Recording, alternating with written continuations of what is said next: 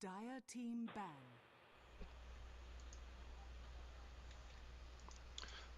Okay, so we're here with Dota 2 Canada Cup, where we've made it to Group B. The first game of Group B will be between Root Gaming and Artyk. Artyk being one of the favorites. I'm NYJohn, and I'm joined by El Presidente. How are you doing?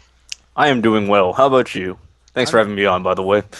no problem. I'm doing great as well, and I'm excited to see this game. Of course, Artyk, something arose this morning. They were supposed to be in Group A initially, but worked out so that we had a swap, so we didn't get to lose them from this competition. Of course, a lot of players and fans wanted to see Artyk. I'd say them and Typical Mistakes being two of the favorites going into the tournament, and certainly people want to really see if Artyk can make it through a whole tournament. They've had their upsets here and there where they beat really notable teams, but you want some consistency before you can put some stake in the team as a whole. Yeah, I completely agree. Arctic does have some fantastic players. Like Smash is a fantastic mid player, and Iwo is a great farmer. But it really does come down to the various matchups. They've proven themselves probably the best team in South America. But when it comes to like some really big European names like Nami and Fnatic, while they're capable of pulling games off of them, I don't think they've ever really won a best of three against any of those teams. Yeah, and that's what we're talking about consistency. So of course we both witnessed what happened in Group A. So Molotov advanced as the unanimous victor of Group A, and then of course Chibiusa's minions advancing as the secondary. So one Brazilian team and one North American team. Molotov looked pretty solid. What do you have to say about their performance? Was looking really good. I didn't actually get the chance to cast any of their matches today, but the fact that they did do a 2-0 sweep, and that was very impressive, especially considering that the favorite that was moved into the group, Painant, wasn't even able to get a single win in the group stage and immediately kicked, actually. Yeah, so we were on the opposite sides. I didn't see any payment games, but it looked like they used a lot of stand-ins. Yeah, they were running three stand-ins, so I don't blame them for not being in top form. Yeah, so give him some slack there. And we do see some bans come out early. Arctic have taken out OD as well as Darkseer. Root Gaming take out Wisp and Batrider. And knowing a couple of the names on this Root Gaming side, of course, Fun, Monkeys Forever, Korea. These are players that have been around, Risk even, that have been around for a long time in the North American scene. And I wouldn't be too surprised if we saw them go with some unorthodox strategies, line up a couple of heroes we don't see all too often here, take some risks, and that could be why some of these bans, like an OD, comes out particularly early, whereas you normally wouldn't see them banned in the initial phases. That said, they went for very stock picks. Nyx Assassin, Lifestealer, first picks. Like, that's very, very, very standard. So, Yeah. uh, I know the last time I was casting Root that they were running with Merlini as their primary stand-in, so that was exciting. But Correa is back, so this should be it should be interesting. Yeah, I believe they recently just had a roster mix up again, so they've come up with this. I know Fun's been on a lot of teams. A lot of people say Monkeys Forever, one of the better players skill-wise in the scene, so we'll get to see them in play this game. A couple picks do come out. Gyrocopter and Shadow Demon on the side of Arctic. We see Nyx Assassin and Lifestyle, like you just mentioned, on Root Gaming. So very standard picks thus far. Ban comes out on Clockwork, and Arctic sitting on their third ban. Haven't seen anything really out of the ordinary quite yet, but of course, the way the new banning phase works out, we get to see some opportunities for some really nice niche pickups later on. And a Visage ban is a little bit perplexing this early, considering the alternatives, but certainly one of those support heroes that outputs a whole lot of damage and is able to give you a lot of control in team fights. Yeah, I think the Visage ban is that they really want to dissuade Root from running an offensive tri lane against them. And with that, that would have been a really dangerous tri lane to deal with. We got the stun, and once the stun goes off, it's very easy for Lifesteal to get into range with the open wounds. So, and then when the fight's all said and done with Gyrocopter and Shadow Demon in the lane, that's a lot of damage coming out of Arctic as well. So that's a lot of damage that Visage would put out consequently thanks to his soul assumption. So I wouldn't be... Oh, entry out. The Treant ban, almost essential. I think it's all the viewers' favorite ban if he's just taken out. We did see him played once or twice today, and of course the Living Armor is so powerful, and it's able to impact games in a variety of ways, but he is a high-risk pick in some regards as well, because you need to get that level 6 to have the overgrowth, which provides some disables, which other heroes come with and you can use earlier on in the game. So I think he's a little bit of a risk, but on the flip side, he is a little bit boring. Does give you lopsided solo matchups in most cases. Either way, glad to see him not make it into this game. Yeah, I completely agree. Trion games tend to be very, very, very boring because it's like you just stop watching mid. No one's gonna die there except for the guy who doesn't have Trions on his team. Hmm. Just it just makes it impossible. But Nature's Prophet pick up by Root, so that's probably gonna be played by. I actually don't know. I think it's Fun who does offlane for Root. So I'm not entirely sure. I know Monkeys is the carry player. Hmm. Well, I know a lot of these players have had familiarity a lot of the roles because they've been switching up rosters for so long with the Root. Oh, But we do see Artyk pick up a Sand King. So Artyk, a team that must be 2 or 3 weeks ago from now, really made their way into the spotlight in terms of asserting themselves in other tournaments, and now they become a little bit more well known, and they've done it with very aggressive play in most cases. And Sand King seems to fit uh, that role, an aggressive early hero. His burrow strike is amazing, and the opportunity for an epicenter is going to be awesome as well when you have the cooldown to throw on the back end of it, slow down a hero with demonic purge. Problem with Sand King is always getting the levels and keeping him alive because Lifestealer will tear Sand King apart. He doesn't have particularly high armor, so Nature's Prophet and Nyx Assassin won't have a tough time killing a Sand King either. It's going to be the early game that's going to cement whether or not he can be an effective hero. yeah, but one of the biggest problems with Sand Kings is that he's actually a very, very level dependent hero because Burrow Strike is a god awful level 1 spell. With only 350 range, it is a nightmare to get up and close on someone to actually get that kill, and especially against Lifestealer. If they were to run off in the tri lane, if Lifestealer were to be in that tri lane, Rage has no cast, so it's you get it off and then there's no follow up because Rage is going to let him walk away. Yeah, but in this situation, of course, they have Shadow Demon to set it up, so it's going to be a little bit more safe early on. And it makes you wonder if they're going to try and run this as an aggressive tri lane or a safe tri lane because Shadow Demon, of course, is versatile, can go in both regards, but having against a Lifestealer or Nyx Assassin, you'd assume Artyk want to go safe, and Root are the ones considering going aggressive. Nature's Prophet and Rubik, now they'll to be a support added to that tri lane mix. Artyk decided to pick up the Weaver, and Weaver, another hero, offlane hero, great potential, strong early game, good damage output, consistent. If you can get the Weaver to a tanky level, we've seen tons of Weavers just take over games. Yeah, Weaver's also really, really good against Lifestealer. The nice thing is that the Swarm is physical damage and will attach to magic immune characters, so it makes it very, very easy for Weaver to reduce the armor to Lifestealer and then do a lot of damage. And then we see that Weavers tend to build huge damage items like Desolators, MKBs, and those are all things that make Lifestealer a little bit easier to deal with, especially the Desolator. So, this is a huge armor reducing hero. Yeah, you also think about the Swarm in conjunction with the Flat Cannon can definitely give you good options in a team fight. Just spraying out a ton of damage there. As we reach the final banning stage, we see Queen of Pain taken out from Root Gaming. So they're going to opt to take away a solo middle since Artyk does not have one in Oh, tow quite yet. And then Storm Spirit taken out by Artyk, an instant puck pick from Root. So Root's final lineup is going to be Nyx Assassin, Lifestealer, Nature's Prophet, Rubik, and Puck. I'd say overall it looks very solid. And do you think they're going to go aggressive tri lane with it, or? this definitely seems like a more aggressive tri-lane. If Nature's Prophet were to be put up against Arctic's tri-lane, he would die. Yeah, he might have to switch to the jungle if anything, but certainly it looks like it has the markings of an aggressive tri lane. Puck, a very strong solo, and with Queen of Pain out of the mix, with Storm Spirit out of the mix, probably going to have a good matchup against whomever they decide to throw middle on the side of Artyk, which is a good sign. We'll see what Arctic's response is here. Magnus has made it through, and we've seen a lot of teams DK. shy away Maybe. from using him. Well, DK, another good option. Uh, yeah, I would actually really like to see DK. What it really punishes is if Root decides to move this puck to gank, and they have to basically.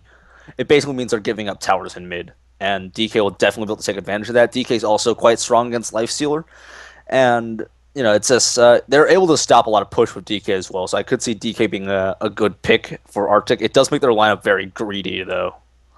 yeah, it does, because if that middle lane, you're kind of facing a lopsided battle. Puck's going to get the better of the CS, almost guaranteed.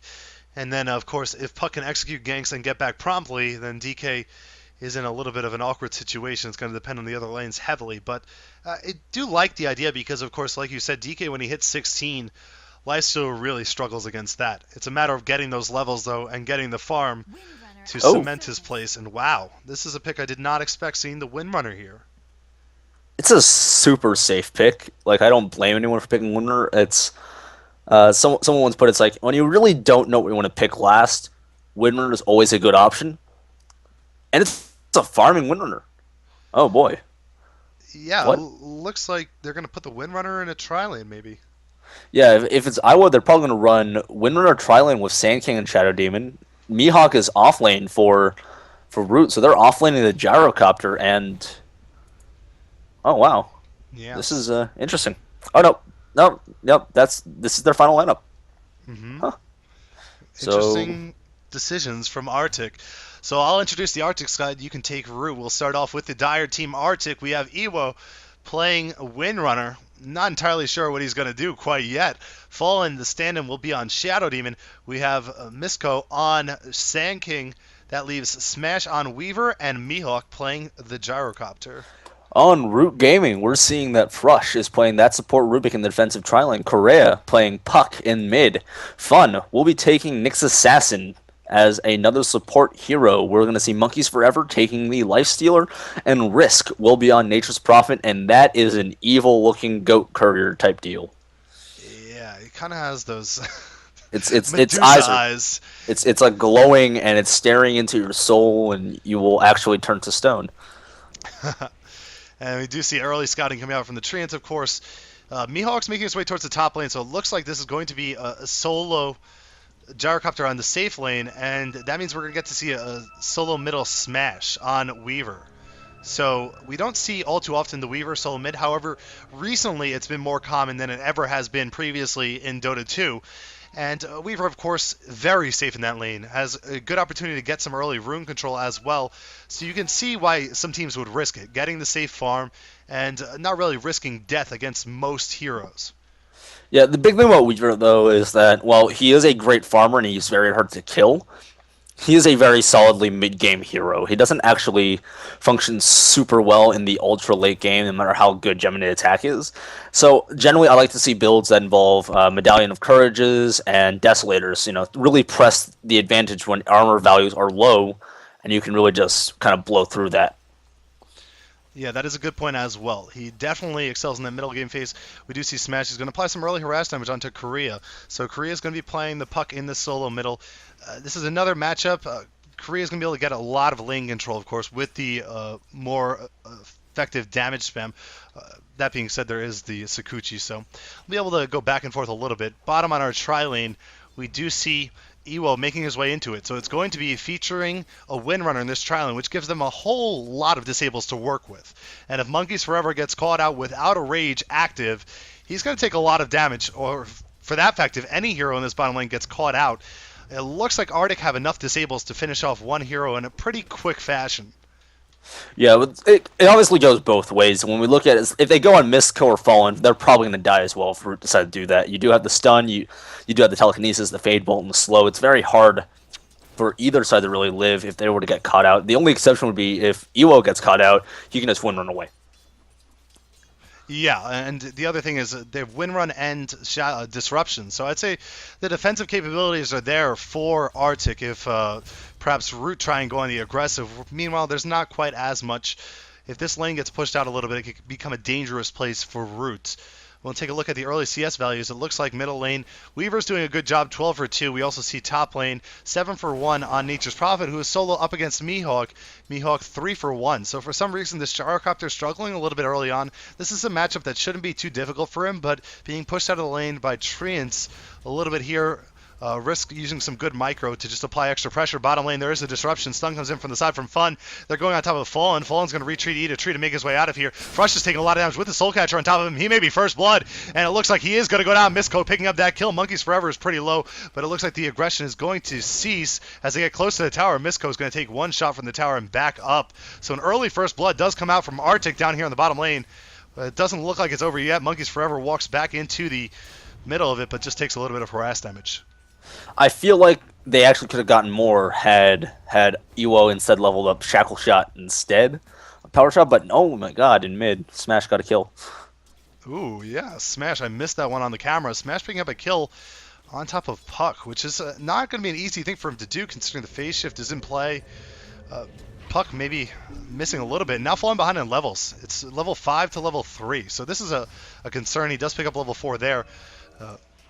We do see that Hasten is active bottom. There's a huge dive. Fun's just trying to get out of the range of anyone. Misko's going to jump in, finish off Lifestealer. Ewo is going to go ahead and pop off his wand and stay alive for a moment. Misko turns around. Shadow Demon gets a kill on Nyx Assassin as well. Frush is taking extra damage. Misko's walking into the tower range, though. He's going to die to the tower, and now Frush is still surviving. Fallen looks for the auto attack to finish off Frush, but he doesn't get it, and it ends up being a lopsided trade in favor of Root, it looks like, or at least Root picks up a kill that they shouldn't have had. Now Fallen's going to be pursued with the open wounds on top of him, and Risk is there as well. Ewo's going to go ahead and get stunned off by the Nyx Assassin. He's going to be able to get under his tower. Misko TP's back into the bottom. There's no disables to stop him, but this is everyone trying to work without abilities right now. Auto attacks everywhere, and it looks like it's going to end with Root getting 2 kills out of this, and perhaps a 2-for-2 trade in the end, but it looked like it could have been a little bit cleaner for Artyk. Definitely cleaner for could have been cleaner for Artyk, but that said, Artyk still got the higher priority kills. They were able to get Monkeys Forever down, and Iwo, I believe, got out okay. So it all kind of worked out. Yeah, I felt like Artyk made a small mistake, kind of doing Mistco doing that little burrow strike under the tower. Yeah, I don't think that was necessary, trying to get that last kill. You would have traded himself in best case scenario, so considering Misko's level 3, when we look at Rubik, he's level 3 as well. It's not that big of a trade. It's not really that worthwhile. So he knew he was going to die when he burrow striked in there. Top lane, we are finally seeing Mihawk get some extra CS. He's now sitting at 15 CS, so he's caught up. A bunch of that is going to be Treant, so I'd assume this is going to be a little bit of skewed value. If we look at our net worth, probably indicates something along those lines. Actually, he's ahead of the Nature's Prophet on net worth, so not quite the case, but nonetheless, he's finally getting into the groove now that he has levels, and expect this lane to be a little bit more advantageous for him. Middle lane, though, Smash with a double damage going on top of Korea. Korea's in a lot of trouble. He's going to go ahead and use a really short distance illusory orb jaunt, but Smash picks up another kill on Korea in the middle lane. That's really the swarm really kind of showing how effective it can be. Mm-hmm. Oh, whoa. Bottom lane, everything goes crazy. A couple of heroes are going to drop right off the bat. Misko is in the middle of a Sprout Trap. He gets taken down by Monkeys Forever, and now they're going to turn their attention to Ewo. Risk is going to create some treants, but he will drop. And now with the Windrun, it looks like Windrunner is going to make it out of here. So another 2-for-2 trade, it looks like, down here on the bottom lane. And I'd say if we're going by priority targets, losing the Nature's Prophet there, it's a pretty big blow. It's also going to give a lot of time for Mihawk to continue to farm without any contention up top. Oh, and Smash. Another dive from Smash. Yeah, this is, like I was saying before more fights started happening. The real advantage of the Swarm is that not only does it reduce armor, but it gives vision. Mm-hmm. Which is if it huge. latches, it's huge. So it's like Puck can't juke with that.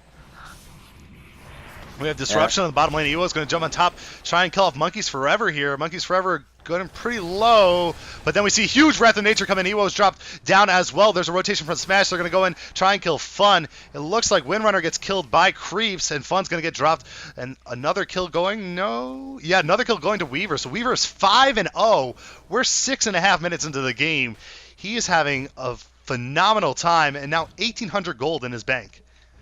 Yeah, that's pretty much ridiculous, and we are seeing that Smash is this kind of player. He is a super, I think, high priority. You really got to shut him down as early as possible, and that was... Correa did not do a good job. He ended up dying, 4 times alone to Weaver in this mid lane. Yeah, and that's not a matchup. I mean, we talk about the Swarm, which is awesome, but him being able to dive like that is not what you really expect out of the Weaver. Of course, he has that great mobility, but... Puck is pretty safe in that lane. The middle lane, once again, Puck is going to get dove here, and we do have a Disruption coming in, and Smash is going to go ahead and use his Phase Shift, but that will only help him survive for a moment, as Smash is going to regain all of his health with use of the time lapse, and now the Tier 1 in the middle lane looks like it's going to go down in a moment. 3 heroes have grouped up on the top. For Root, they're trying to push out the top lane as well as they can, but it's a full health tower, so it looks like Artyk will have an opportunity to respond if they would like to. Meanwhile, Frush alone on the bottom lane. He just hits level 5. Misko has that crazy look in his eyes like he wants to burrow strike an epicenter right off the bat. Ewo walks in, gets a shackle. Here comes Misko. He's going to go ahead and use the burrow strike, but no epicenter. They decide to save it as it's not necessary, and they get the kill onto Frush. So Rubik being alone, definitely a dangerous situation. Oh. Well, it looks like Smash is sitting up top. Yeah, and Risk gets killed. So Risk gets taken down after he picks up a kill on Mihawk. And Monkeys Forever now going to be targeted by Smash. Smash going to pick up another kill here. He Infest stays alive for a moment, but here comes the Sakuchi pursuit, and Smash, does he have enough damage to take him down before the TP? Yes, he does. Smash 6-0-2 right now. He's at a ridiculous level, but the Radiant do get the tower kill as that was left alone. It definitely would have been deniable had someone been paying attention, but Misko really low on health. It would have been very high risk for him to go in for that. And Smash picking up a kill, and now Smash comes back to middle lane, finds Korea again. Korea does make his way all the way to the high ground, and Smash will pursue nonetheless. Look how much damage the Swarm is just doing to Korea right now. Yep. The underleveled Puck cannot manage against the level 4 Swarm. Does 30 damage a tick, so... Yeah, it's not that the Swarm itself does a lot of damage, but it does do a decent amount, and I think it like mats out if you get every Swarm bug to like 3,000 damage over the full duration, but... Bottom lane, Risk gets taken down. Oh. Huge rotation in as a couple of heroes make their way. Fun is in Vendetta, and he's thinking about trying to open on somebody, it looks like, but I'm not sure he can solo kill this Shadow Demon sitting at almost 700 health. He's going to walk under the tower because it's been denied now by Windrunner, and in fact he will open up on Fallen. Fallen getting taken down pretty low. He only has 150 health left. There's the mana drain, and Fun will get the kill, so nice solo kill coming out there from the Nyx Assassin under the tower. Meanwhile, Smash continues to do work. However, he does get hit by the Dream Coil, so Smash is now stuck in an awkward position. He is going to time-lapse back to a very healthy amount of life and go ahead and Sakuchi out of here. Smash, wow. Crazy risky plays, but they're just working right now. He doesn't even have boots yet. Yeah, it's the Weaver no boots strat. He has no feet. He only has, the little... Yeah. So there's nowhere for the boots. He just can't buy any. So instead, he's going to get a nice Oblivion stays for both hands that he just beats people over the head with. I once played with a player that was brand new, so he asked if he had to buy a pair of boots for each foot the character had, and that would be pretty devastating for Weaver, since he does have like 4 little feet going on or whatever it is. But 4 little feet, but you only need 2 pairs, because boots come in pairs. Yeah, he thought they were individually. It was really, really funny and innocent, but of course we didn't tell him not to buy them. Nonetheless, we do see Bad John. This game starting to get a little bit out of hand, I'd say, but still a couple tower kills come out for Root. So if we look at the goal graph, it's only a 4,000 difference in favor of Artyk, and that is not insurmountable by any stretch. As Artyk continue to find the kills in their favor, though. And middle lane, it looks like Root are going to continue to try and push here. Risk does opt to pick up Midas. I believe he's had that for a little while now. Actually, he may have just picked that up, yeah. So there's going to be a call down in the middle of it. Monkeys Forever taking a whole lot of damage before anything even begins. And now Smash looks like he wants to capitalize on top of something, but he thinks better of it as it's only him and Mihawk in the middle lane. On the high ground, there is going to be a D-ward. Meanwhile, bottom, the rest of Artyk is going to take down this tower. So they will get their second tower kill of the game and equalize that effort as well. Yeah, it's becoming an absolute huge problem. We do see the Force Staff is done by Iwo, so that's going to be a huge build, basically. And I don't know. Yeah, Weaver just finished up his Orchid as well, so these are all really dangerous items. These Orchids basically shut down everyone on Root, actually. There's not a single person on Root who can function without spells. It's a good point, especially heroes like Nature's Prophet that want to get in and out, heroes like Puck that are going to jump into the middle of your team. Of course, Puck has a silence, but it's not going to silence the items, so you turn around, get that Orchid off, and then a level 7 Puck is going to be rather easy for anyone on the side of Artyk to just finish off. Bottom lane, though, there is a gank. It's going to go on Monkeys Forever. They do use the silence on him first. Misko not able to get in range for that stun, though. You talked earlier about how it's a short range. He's going to pop off the rage, try and TP out of here, but the damage is huge. They almost kill him off before the TP goes through, but he'll survive just barely. Yeah, it's just the amount of armor reduction coming out of the Swarm at max level. It's like 18 armor is reduced over the 20 duration, so it's a huge, huge armor reduction. Yeah. And it's... Oh, pause. So while we were watching that gank on the bottom lane, it looks like Gyrocopter was killed by Nyx Assassin and Puck on the top lane. So that's another good sign for them. That's a lifeline, and it looks like Gyrocopter maybe having some latency issues is going to reconnect. We can actually go ahead and check out ping and see how everyone's looking. This is a North American team versus a South American team. I'm not sure if Artyk or Brazilian.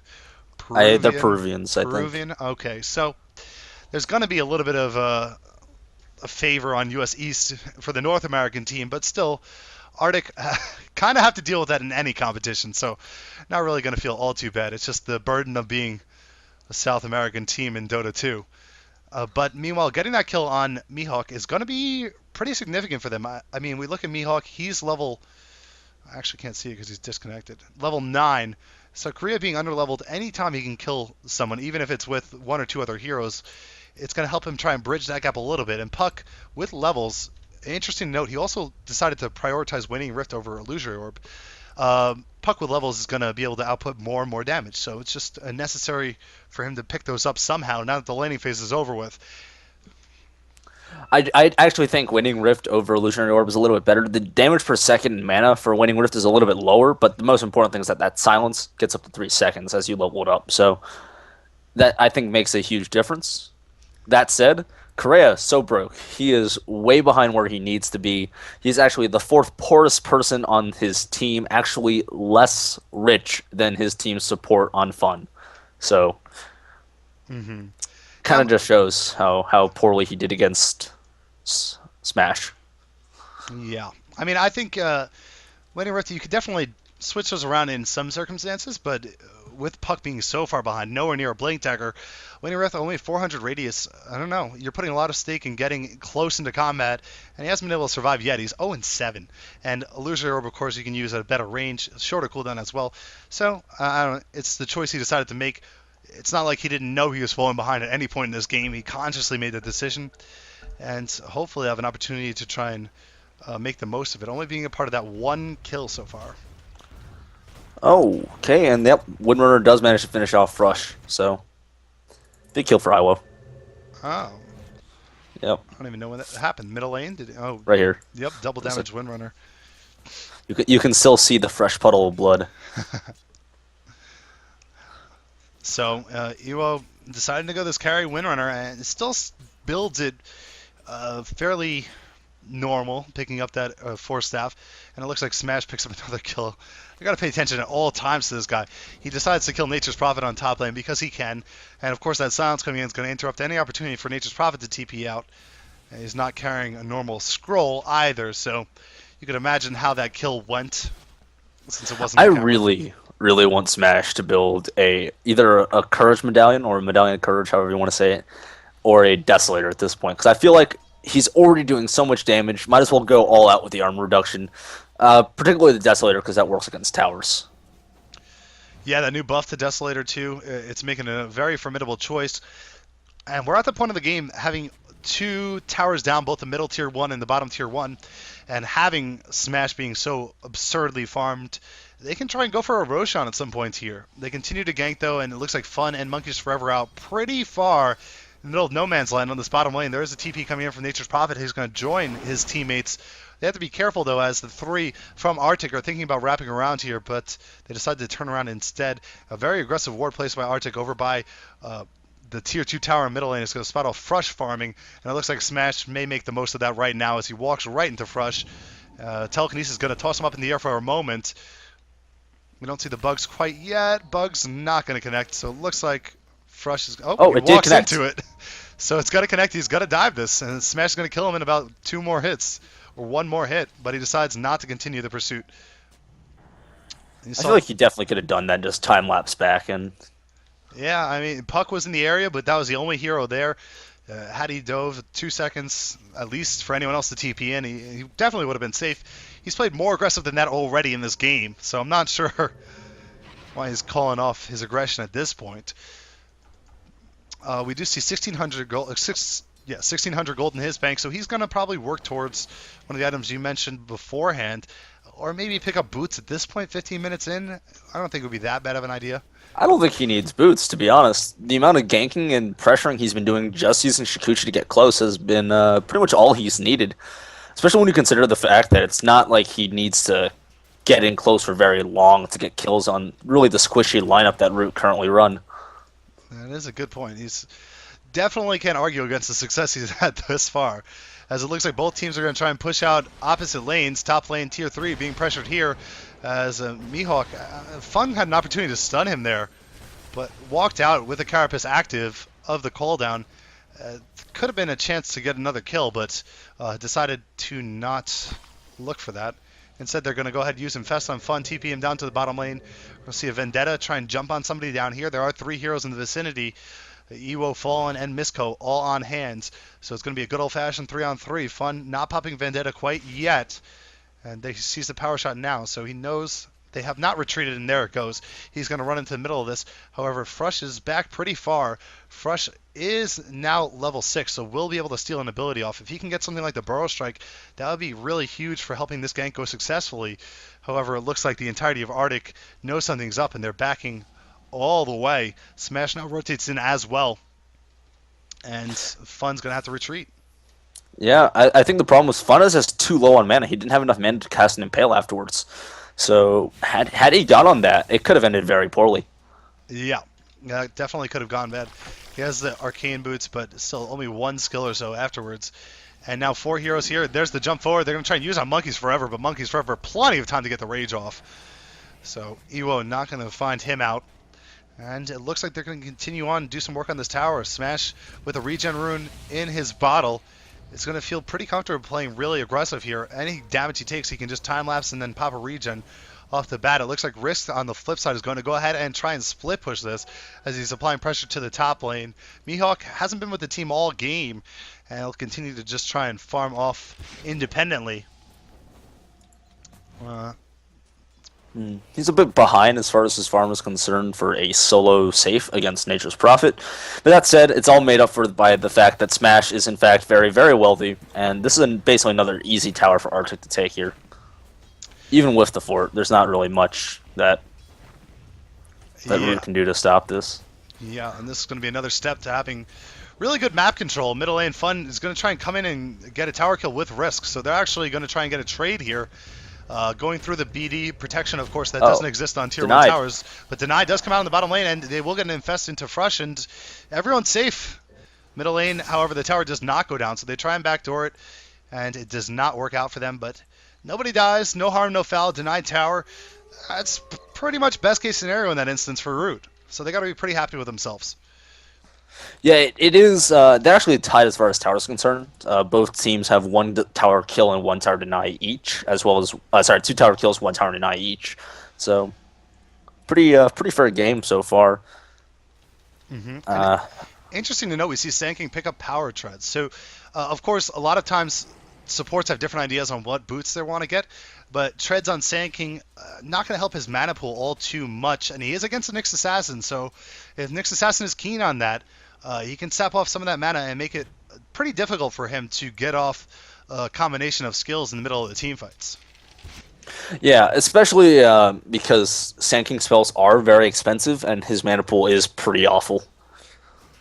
Yeah, that's my concern. He gets a lot more survivability this way. However, he is trading a lot for that survivability. And considering you want him to get off 2 skills and then if he dies, he dies. Like, you can live with that. Meanwhile, we do hear Wrath of Nature flying off, and looks like 4 heroes are going to come up towards the top lane. Smash is spotted. Fun's going to try and jump on him. He's going to get an opening with a Vendetta. They're going to catch off Smash here, and Smash stands no chance. 926 gold for Puck. Welcome back to the game, Korea. That's basically the drums right there. Big kill. First death on Smash, I think, this entire game. So, yeah. Huge win. Yeah. Oh, my. It's like, Puck must be sighing with relief. Finally, there's a call down on the bottom lane as they're pushing towards this tier 2 tower. 1,000 gold is a lot for 1 kill.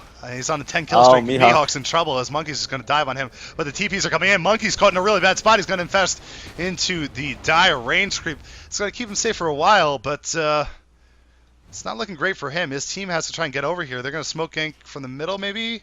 No smokes, though, so that's not likely. They're going to leave him alone. They're not going to stand on this range creep for however long it may take. Instead, they have to come back towards middle, where the tower is being taken down. Nature's probably going to get the tower kill there. So, despite falling behind early, you could say Root have done a good job of getting some small victories, whether it be individual pickoffs or tower kills, that ensure that they are not falling too far behind at any given moment. Yeah, especially with that new Shadow Blade pick up on on Risk. That really will help out Root's ability to split push. You can do a little bit more aggressively because you can always just invis and run. So Yes, or Invis and TP. that So is a that's good a point. And you were talking about what you wanted to see Weaver build before. He picks up an Ultimate Orb. So, uh, Ultimate Orb, I want to say he's going towards a Manta with that because I think Smash would want to be more aggressive. Man, it could be Manta. but I it could I be I want to Lincoln's. I want to say, and I want to say it's not going to happen, but I want to say Scotty. Yeah, no, I don't No, that's think. not going to happen. I think it's actually the least built game in pro matches. Yeah, I think Scotty. It's good on Slark, and then everyone else. It's maybe Morphling too. It's just not a great of an item. It's so expensive. It gives you great attributes, but the sheer amount of time it takes to complete the item, you could already have like a two Chrysalis or whatever, three if you want. Not that they stack, but nonetheless, we probably will see. I mean, I like the pickup if he goes for the Manta. It gives him extra pushing power, allows him to take stuff like open wounds off of him, can remove silences. So I think it's a pretty valid choice. Yeah, I do agree that Manta's a better pickup. The only use that a Sky would have here is that it really does cause huge issues for a Life Stealer because it does slow him through his rage. So it means that it's harder for him to get into range, but it also slows his attack speed by quite a bit. Ooh, Fresh in the bottom lane steals off the cooldown. So cooldown, a nice skill to have, of course. Only a 50-second cooldown, so even only at level 8, Aruba can use it a couple times. And now they're going to TP and try and defend this tower. The tower gets taken down by the Dire, though. And there is a stun coming out. Ewo's in trouble. There's the cooldown coming out from Frush. It's going to hit on 2. We see a Burrow Strike in from Misko. He's trying to save off his teammates, but Telekinesis is going to catch him up in the air. Smash rotating in from the side. Misko is dead. Smash now going to silence off Frush. Frush taking a lot of damage. He's going to drop. Risk is the next target. He pops off the Wrath of Nature. Silence does hit onto Smash, but Smash is going to be able to back out of this fight, and he will be okay. But it looks like Artyk end up losing 2 for only 1 on the side of Root. However, they do pick up a tower, so fairly even. But still, those kills, catching back up in the kill game, getting that experience is going to be nice for the players en route. As we see Lifestealer decides to finish off his armlet and now working towards his own silence. So another interesting build. I mentioned before the game that we might see interesting picks come out from Root, but it looks like instead we're going to get unique item builds on them. I have seen Monkeys Forever build an Orchid on Lifestealer before, and it's actually for this exact same matchup against Weavers, and I have to adore this item. I think it's fantastic against Weavers, Queen of Pains, Pucks, anyone that's really hard to lock down. Really, Orchid is one of your best friends because it's easy build, it's an easy build up, and it's just as good as a sheep in many of those situations. Weaver a little bit less so because his physical damage output is still pretty extraordinary, but hey, anything Yeah, that can prevent him from running away is a big deal. it is, and if they can kill him within the duration of it, it's going to be good. But if he gets the time lapse off, I feel like not the item is entirely wasted because it offers good attributes, but it's going to be squandered opportunities. This is a smoke they're going to wrap on middle. It looks like Frush is in a whole lot of trouble as he is alone here. Misko's looking for a stun uphill. He's going to get force-staffed in the wrong direction. Frush actually somehow escaping for a moment here, but it's not going to last as he gets caught. The Rocket Barrage is there. Windrunner with a power shot will get the kill. So a 5-man gank going to capitalize and pick off one of the supports from Root as the rest of Root are scattered across the map. In fact, Fun is running up the middle lane. He does have a Blink Dagger and will blink to the trees and TP home safely. Meanwhile, bottom lane being pushed out by Monkeys Forever, as he now does have enough money to finish off the entirety of that Orchid. Risk is pushing out the top lane. He has 2,700 gold in hand. That's probably going to start looking at a Scythe of Ice, I'd assume. He has to be careful. Smash is coming with a DD here. Oh, Risk. He's going to take a whole lot of damage. The silence is there, and Risk. Oh, The Invis don't do anything. Got a gem on Sakuchi. Smash. Oh, gem. I didn't even notice that. Good call. Wow. And there's the swarm basically saying you can't juke. Can't juke. Can't Oh. juke. And middle lane, there's aggression again. Korea's in the middle of it. Misko taking some good damage, but Fun has no mana to fall back on. Monkeys Forever not relenting. He's going to continue to push out this bottom lane. There's no response here quite yet, but from the back we do see Windrunner come in now. He's going to go ahead and Windrun to the high ground. Monkeys Forever pops off that rage and will back up casually. There's a Blink Dagger on Korea. Finally, 25 minutes in, we also see the delivery of that Orchid onto Lifestealer now. So you talked about how it's going to make Lifestealer better at killing certain heroes. It's also going to make him better at one-on-one encounters. And you can see they're giving a lot of freedoms to Monkeys Forever. They're leaving him alone in the lane. They don't feel like he's that much of a threat to push in the base, as Lifestealer isn't the fastest pusher in the game. So if he's able to capitalize and find one hero, he can definitely solo them pretty well in most cases. So we do see that Weaver has hit that magic threshold for the Mantis style. almost. You can actually buy the Yasha and still have buyback, or buy the straight Manta style. So it's we'll be seeing what he actually goes for shortly. Yeah, so we haven't seen a Roshan attempt yet, which is interesting because there seems to be a lack of vision. Now we do see counter wards come out as I do say that. So it looks like the Radiant are going to try and make sure that there is no sneaky Roshan going on here. As Smash gets stronger and stronger, it's going to be able to happen in an instant. We also see an infested Fun trying to find someone to open on. Vendetta is active. He's going towards the bottom lane where Ewo is just farming off casually. The blink forward is going to catch him though. Ewo gets stopped here, and now Ewo taking a whole lot of damage. He does get off the wind run and will survive for a moment, but one more oil tech will do the job. Puck getting the kill there. Puck with a haste active as well, and that double blink in takes 3 heroes into the middle of the fight, enough to capitalize and get a kill. Risk on the top lane though, he's going to drop yet again. Almost nothing he can do here to survive. So yeah, these are all great plays. The nice thing with the Midas that Risk has been running is, as a result, he actually managed to catch up in gold quite a lot, even though he's been dying a lot, right? So Smash isn't really the wealthiest by far anymore. He's just the wealthiest. That said, Smash is still a very good hero. Weaver's a very good hero at dealing with the Lifestealer, but this is the first Roche that's happening right now. This is interesting. This is an aggressive play from the side of Root. Ewo is dead. That's a lot of control for them in team fights, but it doesn't look like Artyk have any inclination that they're here. Now they're starting to move, but it's going to be too late. Monkeys Forever is going to get this Aegis, and he picks it up. They're starting to back up. Smash thinking about engaging here, but it would be a mistake. So really nice aggressive play by Root there, something I didn't entirely expect myself. Lincoln's is the pickup for Smash, and I just can't help but say that probably isn't the best pickup this game. If we look at it, what does he really stop? He stops Impale and Open Loons. Yeah, and a Wrath of Nature can take it off too, so it's not even a guarantee. And Telekinesis, so I don't really like the pickup, and I don't like it getting it this late, considering early game Weaver has a lot of innate damage, but now that's starting to teeter off a little bit as we progress into later stages. So you kind of want to build on that instead of slow down a little bit. He's already done so well being aggressive. It's going to stop that a little bit with this item pickup. So we'll see Smash can do with this new pickup. He does silence off Frush, but Frush is going to back up. It's tier 2 in the middle lane, taking some pressure. So despite the fact that Root do have the Aegis, Artyk still being the aggressors, this tower is going to go down in a moment. A stun comes in from Fun as he blinks into the middle of the fight. Korea's there as well. Call down there. Smash is taking a lot of damage. He does get the time lapse off though, and now he's at a lot of health. For Monkeys Forever is focusing on him. He's silenced, but they get a disruption to save him for the moment. No one has dropped yet, and now we do see Smash still alive. And disengage coming out from Root. I don't even know how nobody died there. It's pure magic. That's all there is. It's only magic. The tower did go down though, so Artyk still come out ahead. But no, that was just a very, very well timed infest. The second the stun, the silence dropped, he immediately infested, and with that he was barely able to get away. So yeah, and that's what I'm talking about. That time lapse. And for whatever reason, Monkeys Forever wasn't able to get the silence off prior to the time lapse, which could have been the difference maker. If Smash had gone down there and not survived for so long with the disruption and everything else in the back end of it, then certainly could have been a good team fight for Root, but that wasn't the case. And now we do see Ewo going in deep, really deep. He gets hit by the telekinesis, tossed up in the air, and there's the whole team almost here, and Ewo's going to get taken down. Lifestealer picking up a kill there. I have no idea what Ewo was thinking. Yeah, that was a little bit too aggressive. I just remembered that Monkeys does have the Aegis. Yes. So, yeah, he even if he died there, he would have just come right back up. Yeah. In that last team fight. I think the rest of his team had dropped pretty low, though, so he didn't want to try and solo it. Yeah. But, once you lose those control abilities on top of the Weaver, it just makes it so hard to regain composure.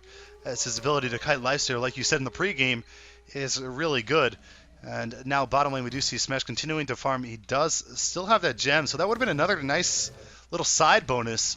If they were able to pick off the Weaver, they could have taken the gem, at least thrown it on their courier or something, so Fun can initiate with Vendetta.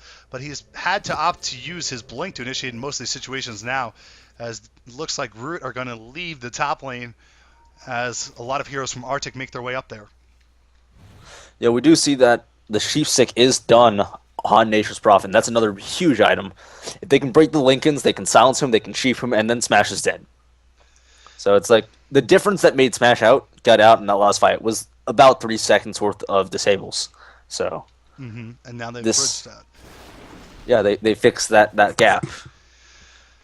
Yeah, so this next team fight is going to be huge for both teams. If this team fight goes well, Puck already has an ultimate orb. He's working towards his own sheep, and we talk about how well Smash is doing. For how well Smash is doing, Gyrocopter is almost doing that poorly. I mean, Yasha and BKB, 31 minutes, he's come back a little bit, but we look at his net worth, it's only 10,000. He's below the Nikes and the Nature's Prophet, who both had pretty slow starts. Meanwhile, Mihawk had a solo and was left alone for a lot, but he engages here. Korea with a double damage active is going to back up a little bit. He does get hit by the shackle. He's caught against a tree. Rocket Barrage is in there, and Korea will be a casualty, taken down as the surround was there from Artyk.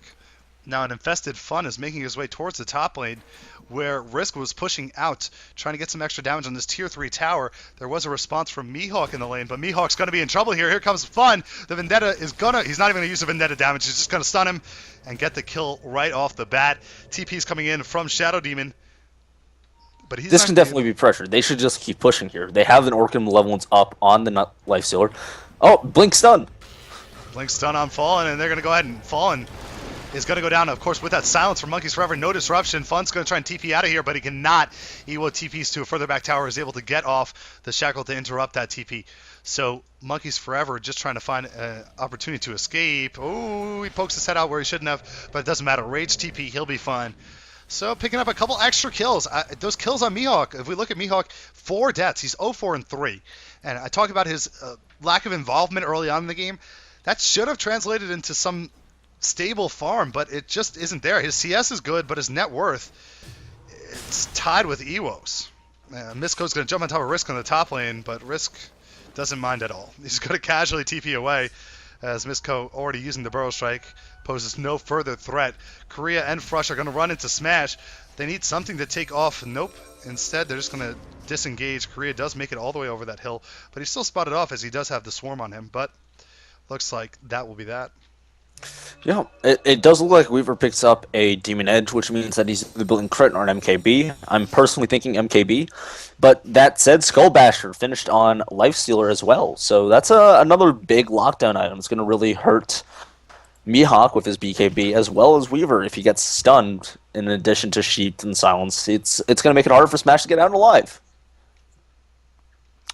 Yeah, it is definitely going to be interesting as we do see Fun looking for someone to pick off again. It looks like they're going to try and do this split aggression. They're putting 3 men, concentrating them on the bottom lane. So I like this approach. However, this time the entirety of Artyk is grouped up, and you can see there's no vision on the map for a route to spot off where these opposing heroes are. So if they press forward in this lane, they're going to put themselves in a really risky situation, no pun intended, as risk is there. But meanwhile, it looks like they're going to rotate in. This could be a point where we see a big team fight ensue. Roshan's 4 minutes away from respawning, and both teams are trying to catch a break, as we do see finally the gold lead is in favor of the Radiant. Experience lead still in favor of the Dire, but that's far less significant at this time, especially since it isn't that great of a number. And I think this is pretty much miracle work from the side of Root. Yeah, they've been really careful about not dying for a very long time, so they've been actually getting a lot of kills on Artyk for a very long time, and the big thing is that Risk has also been pressuring all of these lanes very effectively just by moving from lane to lane. That said, Mihawk has also kind of just been there, so every time Risk moves to push in a lane, Mihawk is there to push it back out almost immediately. Yeah, and we talked about how Mihawk does have the CS, which definitely attests to that, but sometimes he's playing a little bit too risky. Now he's under the tower. A couple of heroes are here. They're thinking about diving. Funk can jump in and get the stun if he'd like. They spot the heroes in the bottom. They're engaging on top of Monkeys Forever. Monkeys Forever is silenced. He's going to get off the rage, but he's not going to survive. It doesn't look like. The toggle is there, and that could have been an opportunity to counter-engage onto Mihawk, but they didn't decide to go. Now Ewo's going to find Frush on the high ground. He's going to hit by telekinesis. Korea is here. They're going to TP in with Nature's Prophet. Nature's Prophet's going to get the sheep off on Ewo. Cooldown is there from Mihawk. They continue to pursue.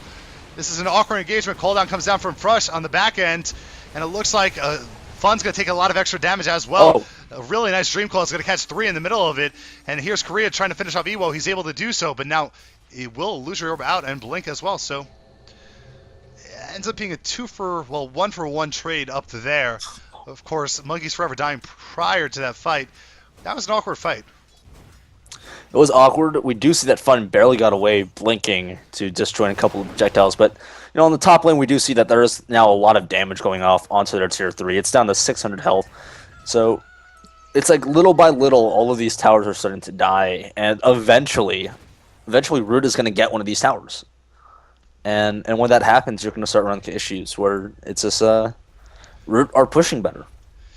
Yeah, I mean, that's kind of what the heroes do, right? So looking top to bottom, it's just making the most out of what they can.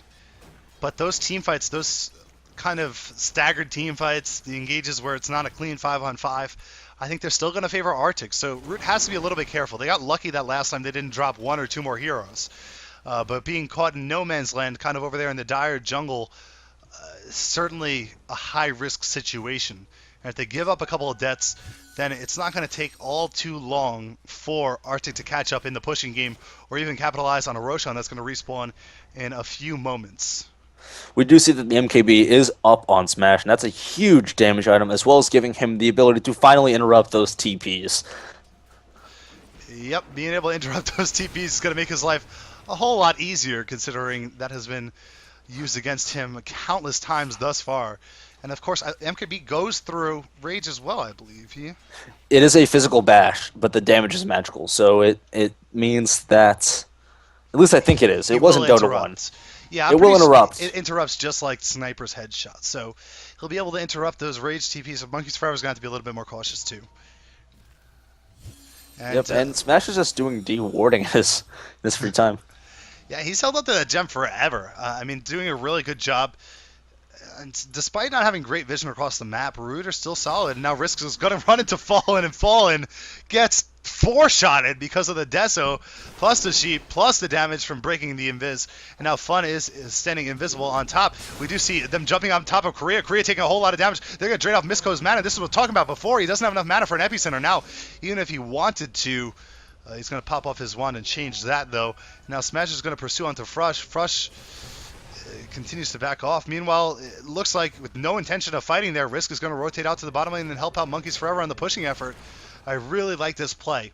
He gets out of there, continues to push, and now it forces Artyk to split their attention. There's just been no opportunity for anyone to even go for this Roche, despite the fact it's been up for a little while. Both teams have a decent amount of minus armor to work with. Now middle lane, though, Fun may be in trouble. Nope, blinks away in time. For me, I'm not sure what Risk is really going to go for next. He could go for crit, selling his Ring of Bass and getting a big crit item. Although, I still think I'd rather see him put out some more physical damage at this point through more consistent physical damage and focus more on the push through a Maelstrom into Mjolnir. I think that's a better pickup at this point.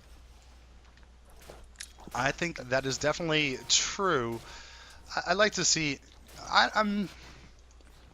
You know, he is a very high damage output source for this team, considering there's the drop-off. There's Nikes, and then there's Risk.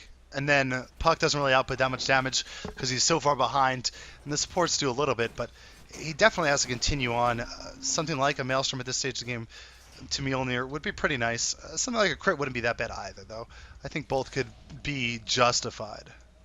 Yeah, no, both are definitely viable options. The reason why I say Maelstrom over Crit is that Maelstrom does more damage to towers overall when you count in all of the attack speed bonuses, but most importantly, it helps them clear out waves faster. Crit would definitely be better if they plan on engaging more, but that's the big thing. Risk has been doing his best to avoid team fighting to the best of abilities he could. Yeah, that is a valid point, and now we see Weaver coming up towards the top lane. There are a couple heroes here for Root. They're going to throw out a swarm, but it's not going to catch anybody. So they're just going to go ahead and continue to D-ward. This is really tough life if you're one of the supports on Root, because you're getting countered all over the place. I mean, that gem's been on hand for 20 minutes, I'd say, at least now. Now, Ewo's going to come down towards the bottom lane. Monkeys Forever is alone here. He's going to pop out the Rage and be able to dodge that from hitting, but there is a big rotation from the rest of the team. He's got to be careful. Monkeys Forever is going to get caught here. Misko comes in, uses the stun. Monkeys Forever taking a lot of damage. Soulcatcher is there as well. Smash is here to finish him off, and he will go down to the Weaver. Oh. Meanwhile, top lane, they're just going to try and push this out, so Risk is going to try and capitalize on the fact that all the heroes of Artyk had to go down bottom. but they can't get into the base because Flak Cannon is there and takes the wave away from them immediately. Meanwhile, middle lane, a nice Dream Coil from Puck, but Puck disappears. Nope, Puck dies. And blink away from Fun. That was a little bit of a misplay. He kind of just went in by himself, and I'm not exactly sure what he was thinking there. But...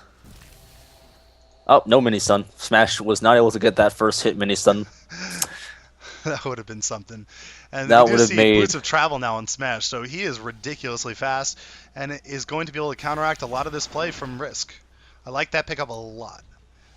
Yeah, the biggest thing is that it does counteract Risk's ability to split push, but it also gives him the option to buy back and TP straight into a fight at later points in the game. Look at this. He's just not giving up on Frush. Frush is going to go down here. The Germany attack should be enough to finish him off. Oh, no, one more attack on top of it. There it is. Of course, Burrow Strike not disjointing the auto. Wouldn't have mattered anyway. Smash was there to capitalize and get the kill. And this has really been Smash's game on the side of Artyk. He's been 18 kills, 18, 1 and 4. The rest of the team has been a little bit lackluster, to be honest. The tri-lane went decently, but outside of him, they're just not really pressing an advantage that he gave them.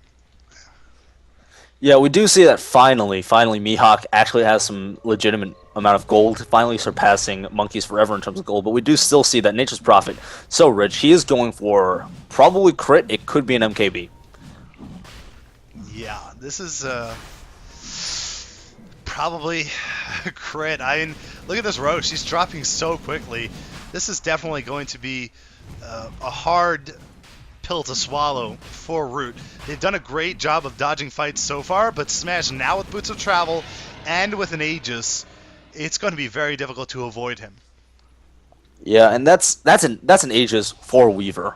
Weaver's already been hard enough to kill. Now you have to kill him twice. Yeah, and this is a straight up smoke. They're going to go towards the top lane. And this could be a bad look for some of these heroes. Korea is invisible, but the gem is still active, so Smash is just going to go ahead and jump on top of him. The silence is there, and a sheep to boot. Goodbye, Korea. That's a sheep from Windrunner. And, of course, the Tier 3 tower does get taken down by Nature's Prophet, and they're going to go ahead and rotate down towards the bottom. So it's going to be an MKB as we see a Javelin picked up by Risk. We also see Infested Nyx into Nyx Assassin. It's looking for the Nyx bomb. But they just can't take fights right now. They probably can't take fights for the next 5 minutes, to be honest. As long as that Aegis is up, they're at a really distinct disadvantage. Yeah, I really do hope that, Nature's Prophet does decide to sell his Midas soon. The Midas is not... jump in middle. They go on top of Misko, and they'll take him down. Great pick. The blink in from Fun. Sorry to interrupt you. Monkeys Forever pops out, and now they're trying to retreat. They're going to force that Monkeys Forever away. We do see Smash in pursuit, and... oh, man, he's going to pursue for days. He's on top of Monkeys Forever, gets the silence off. Sakuchi's going to get him onto the high ground and start chipping him away. And there's the sheep come in from the side from Iwo. He's going to look for a shackle as well. Doesn't actually catch onto anything. Rage will be popped. Stun comes in. It doesn't connect on anybody, and Monkeys Forever is going to drop once again. That is his 6th death of the game. 2nd in a short period of time. Risk did go top. Is trying to push out a little bit. Oh, but this one time he decided to engage a little bit onto Mihawk and almost got punished for his fallen jumps forward, but will make it out alive. Yep, that was very close. Had Fallen been there just like a second earlier to get the disruption off, that could have been a huge loss for Root. Yeah. You talked about it. This Risk is keeping them in the game, to be frank. Just keeping these lanes pushed out, and the fact that he doesn't want to fight is the only thing keeping Root alive. And we do see him come towards the bottom lane, though, but they're waiting for him this time. It's a bait as Smash comes in from the side. Iwo with a sheep, and Risk is going to go down. And with Risk dead, it opens up a whole lot of opportunities for Artyk, but there is buyback gold. Will they force it out of him? Probably not. To be honest, this is the real advantage here. Lanes are pushed. It makes it impossible for Artyk to really get anything done because they have to push the wave out and then wait for their own wave to take out these towers as well. So... frankly, I do think Root have a minute that they can spend just to wait. Oh, top lane. Fun's going to run on top of Fallen. Fallen going to get hit by the Vendetta Strike. And whoa, he's dead. That's an instant kill on Fallen. They're going to also run into Mihawk, but they have to be a little bit more careful. Mihawk turns around, gets the call down. Iwo comes in from the side, shoots up Fun. Fun's going to go down. There's the buyback from Nature's Prophet. He thinks about TPing into that fight, but decides not to. Smash blocks something with the Lincolns. I believe it was one of the abilities from Rubik. He's going to turn around. Risk makes his way into the middle of the fight, not afraid of anything. He kills off Smash, but Smash has the Aegis still, so he's going to come right back alive. Risk is going to drop for the second time in a minute. He won't have buyback this time. Smash does get focused, though. The silence is up on him. One more auto attack will do the job, and he's dead. They finally killed Smash. Mihawk's the next target. He gets taken down. The gem is picked up by Lifestealer, and now Ewo is being pursued. Korea is the first man behind him. Blinks forward. He's going to block his path with the wind run active. Huge plays. Open wounds to slow him down further. Wind run already expended. That's another kill. A full team wipe from Root. And everything just going their way at the end of that fight. Killing off that Weaver twice, preventing the time lapse from even happening, I believe, once. That was a fantastic job and great coordination that won them that fight. Huge win, especially because there is buyback gold available on Weaver. That is a big deal, but fact is they managed to get a full wipe, and that was at the cost of a couple of buybacks. But again, that's totally worthwhile. They managed to force a buyback out of Iowa as well, so this is a big win for them. And this is going to be a tower as well. So, And towers much more valuable in the hands of Root, as we've seen thus far, with Risk being able to just pressure these lanes. So having all the outer base towers down now is going to leave some of these base towers, or even racks in the case of the top lane, susceptible. They're pushing into this base tower now. It's taking a lot of damage. Pretty confident. 20 seconds until the carries come up, but a big epicenter in the middle of the fight's going to take down Fun immediately. There's Monkey's Forever trying to make his way out. He doesn't have an infest. He's got to try and toggle that armlet, but it will not work out for him as he does drop. So a little bit of over-aggression and overconfidence in the hands of Root after a nice teamfight victory is going to lose them two of their heroes, Nikes being the big loss, of course. the big thing to keep in mind, though, is that this mid-tier tower is now deniable. So it's basically, if they leave it alone for 1 second, I'm pretty sure that Risk can run up there and three-shot it. Yep. I mean, especially with that Desolator, he can take it down in very quick fashion. So we're probably going to start to see the end of Artyk's aggression. I think they have to start turtling this a little bit more and push towards the later stages of the game. You said you don't like Weaver as the game hits really late game, and that's exactly what they're going to be facing. Weaver's already level 25, so he's capped in terms of experience. Of course, he has item slots left, so he can build a little bit more in that regard, but Gyrocopter just isn't fulfilling that secondary carry role that you'd really like him to be right now. I mean, he's dealing decent damage in the team fights. It's not enough. I just looked at Gyrocopter's build, and he picked up the Eagle Song, and that's not going to work. No, it's the wrong choice, especially since Abyssal Blade's in hand and MKB is up on Furion. He needed his own MKB, and the fact that he went for the Eagle Song pretty much means that his item choice is actually going to be very ineffective going into the next phase. Yeah, it's definitely a big blunder, and considering he's not getting that much money, despite his huge CS, his net worth is only third in the game. It's really a big concern because now he's invested fully into that. It's going to take him even longer to get something like an MKB, which he desperately needs. Rooter looking good. This is a very improbable outcome considering how things went early on in the game. Risk has carried them back in. Even Korea, starting off 0 for 7, is now 5 for 10. Not the best, but considering he goes 5 for 3 in the last 27 minutes or so, that's a big turnaround from where he started. Yeah, it is a huge turnaround. But again, the real story is just going to be Risk is sweeping through when it comes to farm. He is by far the wealthiest person in this game and is actually looking to be very close to another big item after he sells his Midas. Yeah, and that's going to be soon. I mean, 1,300 gold. He won't have buyback, I believe, still for a little while.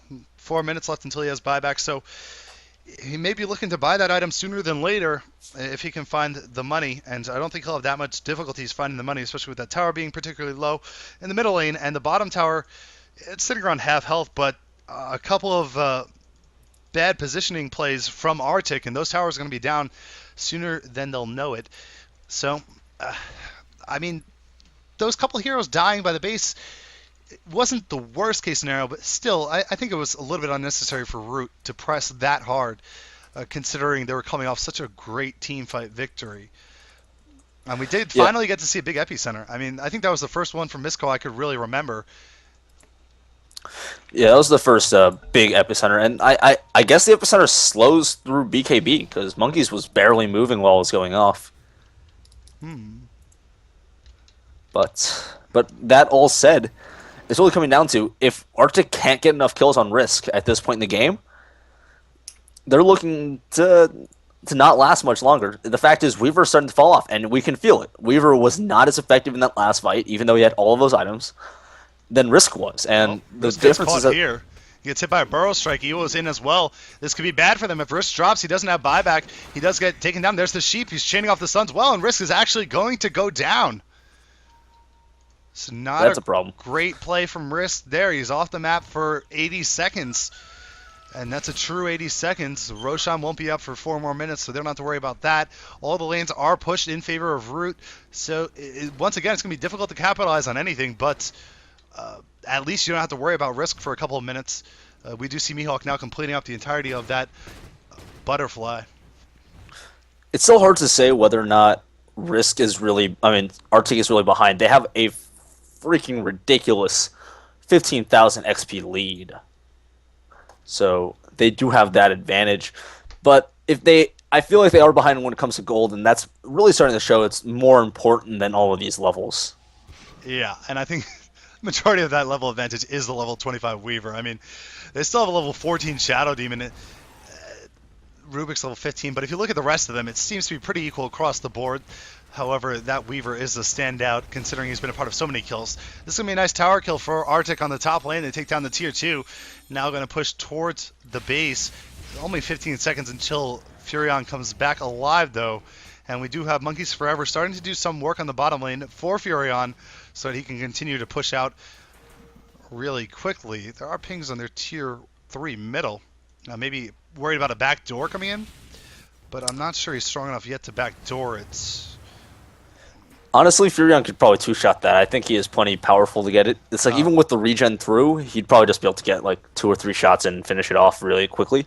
You're right. I thought Glyph was available, but it's not. So he can probably capitalize on that. But now everyone's alive. We have all hands on deck for both teams. There he goes. And there he goes. He's going to TP on it. 1, 2, 3, 4, 5. Oh, he doesn't get it. Man, he was close. No first shot Monkey King Bar either.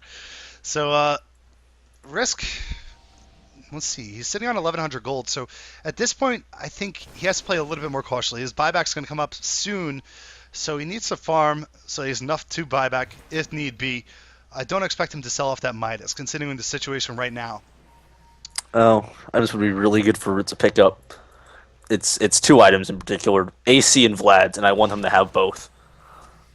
Definitely 2 items that would help out the pushing effort, and AC, something you could reasonably see Risk going for in the near future. Well, the reason why I want both is that the armor aura stack, and all of Artyk's current damage, the big damage output, is coming from Gyro and Weaver, and that's a lot of physical damage. Yeah. Most importantly, it's going to keep the supports up because they have no armor. Yeah, it's going to mitigate a lot of that flat kind of damage too. So it's going to really overall be strong in those team fights. Those auras are so highly valued, but it doesn't look like anyone's close to it. I think Risk is probably going to go for an AC next. I think that's a very reasonable idea. Top lane, we see Fun's going to stun off on Smash. So Smash is pushing in this tier 3 tower. Risk actually TP's home, and they sheep off Smash. Smash trying to get out of here. Second sheep is there. They hit him with a Dream Claw as well. He's taking a good amount of damage. Fun's going to come in, mana drain him, but Disruption from Fallen's going to keep him alive for another moment. The stun is there. Can they get another hit or 2 onto him? Another stun is there. The disables are everywhere. And down goes Smash. Now Misko is going to be pursued. Can they catch up to him? There's the blink forward. Fun uses a stun, but Misko does get... Nope. There's the stun. He blocks the TP from Misko, and Misko's going to drop as well. And now it looks like we already have Monkeys Forever on the top lane engaging on top of Mihawk. Mihawk gets hit by that Abyssal stun, and Monkeys Forever is not going to have enough to finish him off, however. And they're going to continue their pursuit onto Fallen in the middle lane. The Risk is looking for, 2 hits to kill this off? 1, 2. Down he goes. And Puck gets the last hit there. Top lane, Monkeys Forever is going to be taken down by the combination of Ewo and Mihawk. But they're still running through. This is total war from Root Gaming as Ewo's the next target. A couple hits from Risk is taking him really low. Mihawk runs into the middle of it. The cooldown is there. But Mihawk, even with the BKB active, stuck in the Sprout, he's not going to be able to survive. Ewo just trying to get back. Fun continues to press forward. And into the base is the TP from Risk. Risk is going to jump on top of Ewo. Goes right through the wind run because of the MKB. And now Arax is taking damage. Buyback comes out from Gyrocopter. He's the only hero alive right now from Artyk. and this could very well be a Rax down as the stun comes out. Burrow strike from Frush onto Mihawk. Mihawk taking the auto attack damage from everyone, and he will go down. Another buyback comes out from Windrunner, but it's too late. These individual buybacks isn't going to be enough. The sheep comes out from Korea as he jumps forward. They'll use the Dream Coil as well. And another death. Misko jumps into the middle of it, just trying to prevent anything, but it looks like throws at this point. Yeah, that was just huge misplays. They're all running in one at a time. Yes, Smash is about to come up in 4 seconds, but the fact is now none of the carries are. Oh, but Risk. But he's going to buy back straight off. And you'll see him right back into the mix in a moment. He comes back in. Smash is alive. Smash taking some damage here. They need to chain those disables like they did in the last instance, though, and they're not able to quite yet. Risk is piling tons of damage on multiple heroes. Smash is going to go ahead and time-lapse. He will be able to take down Risk, though. So Risk is now dead for the second time. Korea is still alive. The Rax is dead. Middle Rax is going to take some damage as Creep Wave is pushing in there as well. We do see Monkeys Forever is going to chase off Smash a little bit. In fact, they're going to go ahead. Smash is going to break the silence from Monkeys Forever with his... with his Manta. And Monkeys Forever is going to go ahead and work on the Rax. They're trading hits, but Smash looks like he's in a powerful position here, going for the kill. He toggles the armlet, stays alive for a moment, but will go down to Weaver. So Weaver does pick up a couple of big kills, but the melee barracks is dead. The damage has been done. Wow, this is a big turn for Root, and now with the Nature's Prophet on the board, he has a tremendous amount of farm. The question is, can Artyk ever get out of their base enough to really contest this game?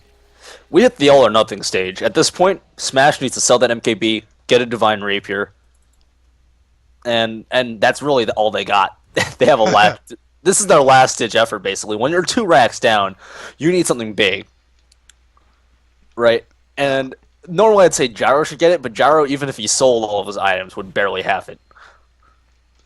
Yeah, I mean, Gyro has had a tough game. I think Mihawk, you don't like to place blame on one player, but I think his item decisions, having picked up that Butterfly after already seeing there's an MKB in play, and just, I don't know, his farm didn't go as well as it should have. They were playing 4-man Dota for a long time. This is what they need. If Smash gets the Aegis, they got to get the Rapier on Smash, and they got to go to push the win. There it is. Come on, sell the MKB. He's got one part of it so far. I think he's better off selling the Silence, probably. Orchid works too, but he's got to sell something. He definitely has to sell something. Orchid he's got to buy this. 1,700 or something? It costs 38 plus 24, so 62. 62, okay. But he's got to buy something. He's got to buy it. Like it's like you aren't winning fights with your current output, so you need something bigger. He's top lane, but he doesn't have the gem anymore. Oh, he's playing too far forward. He's going to get picked off once really easily. They didn't even use the sheeps. Oh, they used both sheeps. Actually, they stacked them. I'm totally wrong, but Smash lifted up with the telekinesis enough to get both kills. And with 3,800 gold, he has enough to buy back. So we'll probably see that come out in a moment. Yeah, that's going to be it. He's going to have to buy back. And there goes any hopes of having that Rapier, realistically. I was just... You can understand why he was aggressive, because the whole game he had a gem, and he really didn't have to worry about those. But there, caught in a bad position, you don't have as much map control. You have 2 Raxes down, and that's pretty much a game-ending blow for Artyk, I'd say. Yeah, it does not look like they're going to really be able to realistically win this. They could pull like a Team Liquid versus Mouse when they were on their win streak, grab that Rapier and on Mihawk and try to push to win, but at this point, they don't have the gold for it. They can't actually buy one. Yeah, I mean, there it goes. Fallen's going to drop. Ooh, Fallen actually surviving just barely. We see Mihawk trying to do some work here, but Rubik is going to take down Windrunner on the back end. Now Mihawk's going to be targeted. He's going to pop out the Manta and back up a little bit. Fun is going to go ahead and walk in with that Carapace active. Risk is going to take a lot of damage here. He's actually going to go down. So a really nice epicenter and jump in from Misko is going to take down the big threat in Risk. But now it looks like Frush is on the run. He comes back in towards the base. Monkeys Forever not even concerned about the team fight. He's just focusing on taking down the Rax. He's just able to take down the tier 3 tower in the bottom lane. And now he does get silenced off. So this fight going pretty well for Artyk. The ranged barracks does go down in the middle. Infest is used onto Frush. Frush is going to go ahead and leave. This barracks on the bottom taking a little bit extra damage. A lot of creeps in the base. They're piling on tons of damage on the throne towers. This is like actually, I think, yeah, Nature's Prophet, when he comes back up, can actually backdoor this. With only 15 armor compared to 25 on towers, and only 260-ish health, this is very easy from the kill. Yeah, and I Because expect him to do it as well. This Nature's Prophet, I mean, there's just nothing they can do. You talked about the fact that lanes have just been pushed all game. And Nature's Prophet's dead for over 90 seconds at this point, and he's still going to survive before they can even push one wave to Root's base. it's a real problem. Like if Mihawk, and this is like, I'm not saying that Mihawk played necessarily poorly. He had some really questionable Ooh, item Monkeys choices. Forever gets jumped on here. He's going to go down. 3 men on top Um, of him, so a little bit of a misstep from him, but he does have enough to buy back if need be. yeah, I feel like if Mihawk instead went for the MKB instead of the butterfly, they'd be doing better right now. And of course, MKB Butterfly gives you that extra survivability, which is nice. But what it seems like Artyk need in these team fights is just some extra damage. I mean, we see the initiation isn't taking down too many heroes. A lot of heroes are surviving past the initial blows, and then it's a war of attrition. And the right clicks from the side of Root are just better straight up than the right clicks from Artyk. And with the disables that are all being concentrated, Mihawk getting focused on the top lane, he's going to go down. With the disables all being focused on Smash, they just needed Mihawk to deal damage. Now Smash is going to turn around and try and kill off Risk. Oh, Will do so. Fun gets hit by a shackle. We do have a stun come in from Frush. He tries to save his teammate. Telekinesis going to toss Smash into the air, and will stun them all for a moment. Force Staff to try and get Frush out of here. He has a blink in 3 seconds. May survive, but they do lose Risk yet again. So Risk comes back alive, TP's into the middle of a fight, and drops again. he didn't even get his Midas off there. No, and that's he still has 4,200 gold, so no big deal. He still has lots of gold, but He's so wealthy. buyback. There it is, the buyback. He's going to go to the bottom lane. He can see 2 heroes top, so he can choose if he wants to engage. No, he's going to go to the bottom lane. He's going to try and finish off this Rax, like you said before. It shouldn't take that many hits. 1, 2, 3. Oh, but Misko's there to stun him and interrupt it. He does get the sheep off on Misko, but Mihawk's entered the fray as well as Smash, and it looks like, once again, Risk is going to go down. He's playing this really risky, but on the back end of it, we do see Fun trying to do some work on the tower. But Nyx Assassin, not the hero that's really going to solo down a throne tower. He throws off a stun and blinks away. How is he surviving through all of this? Wow. Great use of the Ghost Scepter and the Blink Dagger. And somehow surviving while being in the middle of the Dire base. Impressive. We also see Puck opted to pick up that level 3 neck. He's had that for a while. The Necronomicon just to add into the pushing effort. I mean, being able to throw those minions in. I also Honestly, like it because the flat cannon damage is going to accidentally take down and take pure damage onto Mihawk. Korea is going to get focused here, though. He gets shackled as well. He's going to be able to phase shift long enough to get out of here. They're going to try and turn this around. Monkeys Forever comes in, stuns off Mihawk. There's also a sheep on Ewo. Mihawk taking a whole lot of damage. Infest damage is there to finish him off. Lifestealer getting that kill, and now Monkeys Forever is going to continue on to Ewo. It looks like instead he's going to change his attention to the Rax. The Rax, a couple more hits will take it down. There goes the melee Rax. Can they finish off the range barracks? It looks like they're going to try to. Monkeys Forever will get it with the rage active, and that is going to spell Mega Creeps. And now Monkeys Forever can die a happy monkey. The stun comes in from Frost, though, so he won't have to die. Korea trying to finish off Ewo. Monkeys Forever comes in. He's toggling that armlet, brilliantly staying alive. Ewo, one more hit. Down he goes. Misko stuns into the middle of it, pops off his Ghost Scepter, will get disrupted by Shadow Demon from the back end, but Shadow Demon is going to die. Misko is going to die. Fun is there with a stun onto Shadow Demon. All 5 of Artyk are dead, and that is the end of the game. A 61-minute huge battle where Root clawed their way back up against a Weaver at one point that was 18-1. Tremendous victory for Root. That was ridiculous. I'm actually like this game just came down to the fact that the Nature's Prophet pick alone won them that game. The fact that they were able to keep every lane pushed out without at all risking themselves early on with that early Shadow Blade, and because Smash couldn't be everywhere at once, it just wasn't possible for Artyk to recover from just being able to push out. They just didn't have the lineup for it. Yeah, and I mean, you say the pick, but also the way that he played the Nature's Prophet was awesome. I mean, he was not taking any of those engagements. He was avoiding the team fights entirely for the whole game, even early on. We're looking at 20 minutes into the game. Nature's Prophet's nowhere to be found, and usually that's going to backfire on you, but he played it so well and so meticulously that it actually panned out for him. And I'm just glad we finally got an amazing game. We're in Group B. We saw some blowouts in the first group. That was not the case here. Both teams clawing at it. And I wouldn't be surprised if Artyk are going to make their way back to the playoffs eventually, but certainly a roadblock here as Root are able to take them down in the first game of the group. So I think that is going to be it for this game. We're going to have another game from Group B coming up shortly. I'm not sure. I have to check my schedule to see what it actually is. It looks like it will be the winner matchup from Group B. So we'll have that up soon. That means we're going to get to see Root again. Can they continue this momentum? They'll be playing either Wand or Carry TP, a couple of Canadian teams, I believe. And we'll have that up for you as soon as it's available. Thank you a lot for watching. I'm NYJohn. My co-caster for this game was El Presidente. Thank you for joining me. I think I'll be joining you again next match. Sounds good by me. And of course, we want to thank Dota2.ca for hosting this tournament, the Dota 2 Canada Cup. Check out the Dota 2 shop, purchase a ticket. It's only $1. You can watch in game, hear our beautiful voices there, as well as maybe get some item drops. I hear some people are getting item drops, so that's cool. Especially if you personally support some of these teams. If you're an Artyk fan, getting in game, getting one of the players' items is definitely worthwhile for $1. That's a risk I would take. And be sure to follow us on Twitter. I'm at NYJohnTV. You are I am at LPresDota. LPresDota, and of course at Dota2 Canada. So thank you. We'll see you shortly whenever the game is up.